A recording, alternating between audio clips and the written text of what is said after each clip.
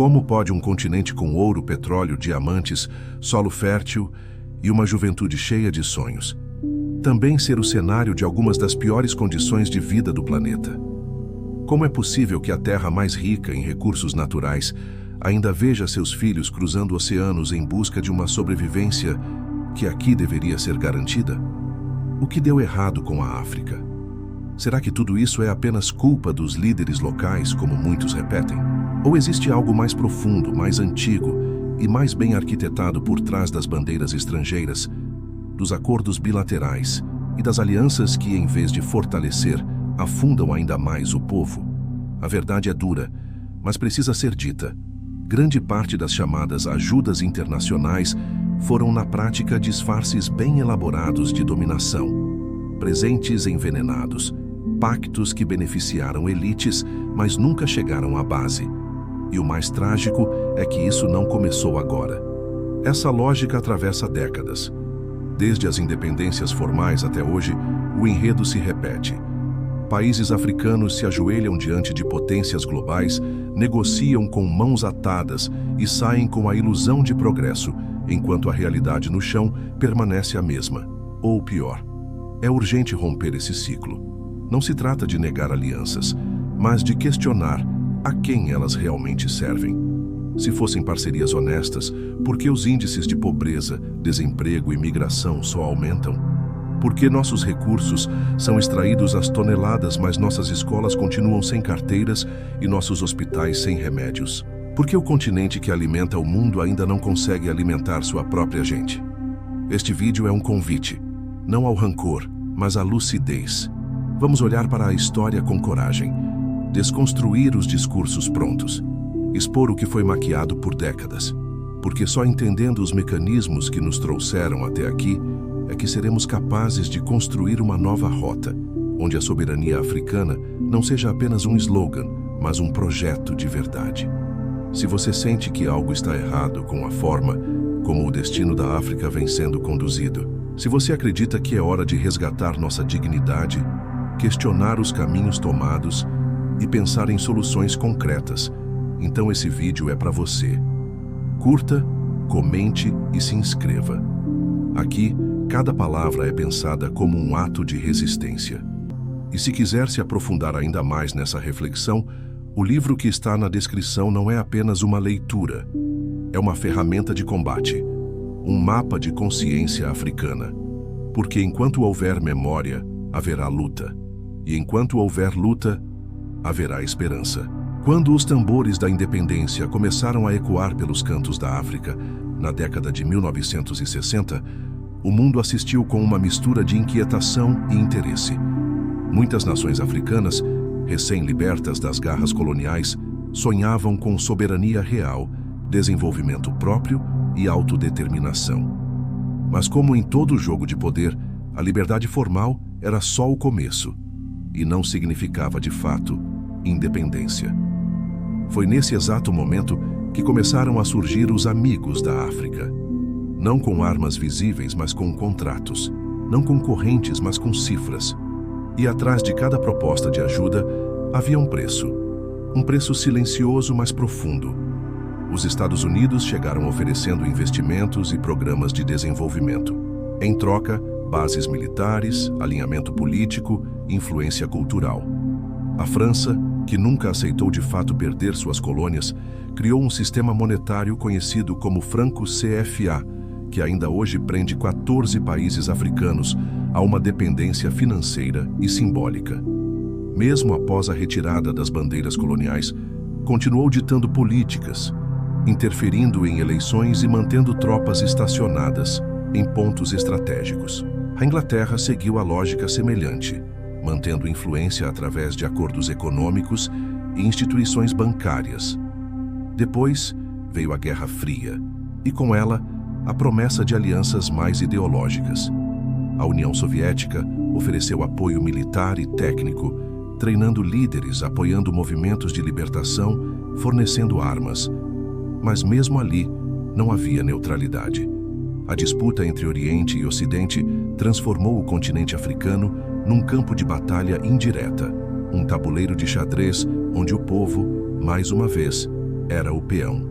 Com a queda da URSS, o vazio deixado foi logo preenchido por novas potências, especialmente a China, que passou a construir estradas, hospitais e estádios. Só que nada disso veio de graça. Empréstimos bilionários, contratos sigilosos, exploração mineral e projetos de infraestrutura que muitas vezes favorecem mais os interesses chineses do que as necessidades locais. A Rússia, em tempos mais recentes, também passou a estender sua influência, apoiando regimes, oferecendo treinamentos militares, vendendo armamentos. Mas até os que aplaudem sua presença precisam fazer uma pergunta honesta. A quem realmente serve essa aproximação? É pela África ou é por estratégia geopolítica? Nenhum império entra em cena por compaixão. Nenhuma potência mundial oferece recursos sem antes calcular o retorno. E se formos sinceros, desde os anos 60 até agora, a lógica é sempre a mesma.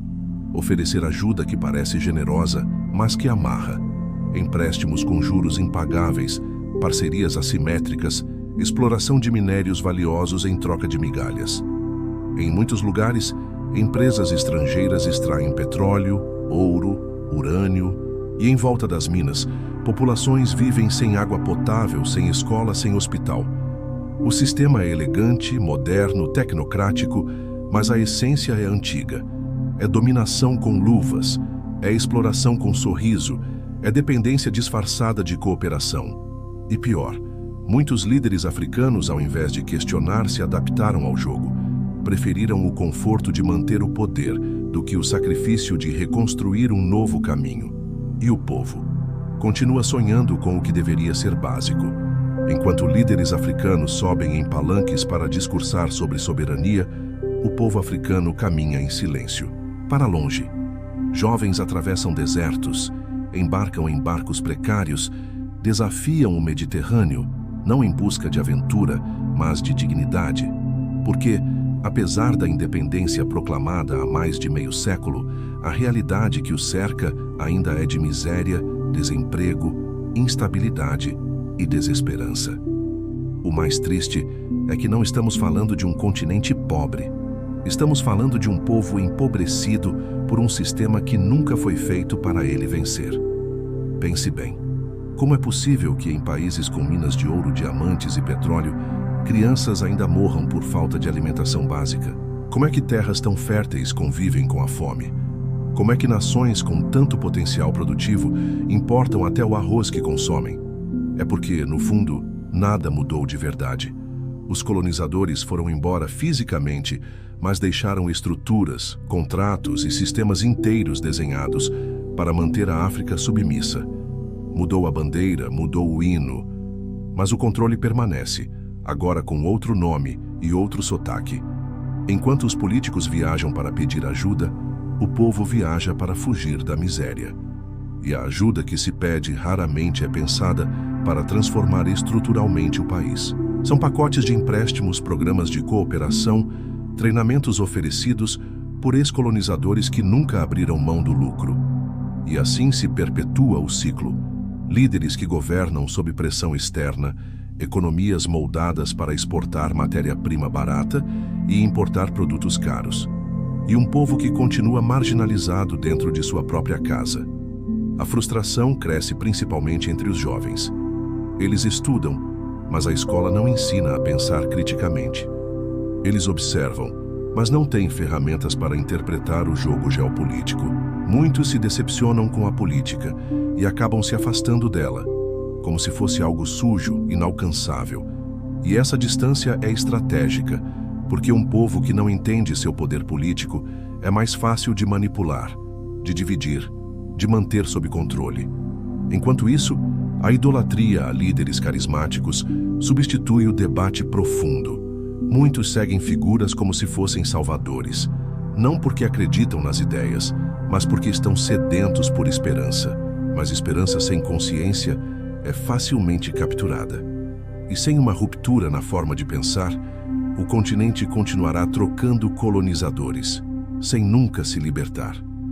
Porque a verdadeira independência não está nos discursos, mas nas condições de vida. Está na capacidade de plantar e colher sem depender de ajuda externa. Está em manter a juventude dentro do continente, acreditando que ali é possível construir futuro. Está em ensinar história verdadeira nas escolas, para que as próximas gerações saibam de onde vieram, e por isso saibam para onde não devem voltar. O que vemos hoje é uma crise de consciência africana. Não basta apenas mudar o regime, o presidente ou a bandeira. É preciso mudar a mentalidade, a forma como se vê o poder, o progresso e o próprio valor do povo. Enquanto isso não acontecer, a África continuará rica, mas só no subsolo, porque na superfície continuará a dor, a fuga, o silêncio e a espera por uma libertação que só virá de dentro. O tempo dos salvadores já passou. A África não precisa mais de heróis estrangeiros, nem de líderes carismáticos que se escondem atrás de alianças vazias. O que este continente precisa é de consciência, de líderes verdadeiramente comprometidos com o bem-estar coletivo e de um povo que entenda que o poder não está em discursos inflamados, mas na capacidade de organizar, resistir e construir uma nova realidade a partir de dentro. Já vimos o suficiente. Décadas de independência formal, parcerias com potências, promessas de desenvolvimento. E o que mudou para o povo? Pouco. Muito pouco. Mas a mudança real não virá de fora. Ela começa quando cada africano, cada jovem, cada mulher e homem comum começa a questionar e a exigir. Exigir soberania, exigir dignidade, exigir que os recursos do continente sirvam de fato para alimentar o próprio povo. A verdadeira revolução não acontece só nas ruas. Ela começa na mente. E só quando a mentalidade de submissão for substituída por uma consciência crítica, é que a África poderá escrever, enfim, sua própria história, livre de tutelas, de interferências e de acordos que beneficiam poucos e destroem muitos. Este canal é para quem se recusa a aceitar o mundo como ele é, para quem quer pensar com lucidez e coragem. Aqui cada palavra é um ato de resistência. Aqui cada reflexão é uma faísca na escuridão do silêncio imposto. Se você acredita que o povo africano merece mais do que migalhas, mais do que promessas, mais do que sobrevivência, curta este vídeo, comente sua visão e compartilhe com quem precisa despertar. Inscreva-se no canal, porque essa jornada de consciência está só começando.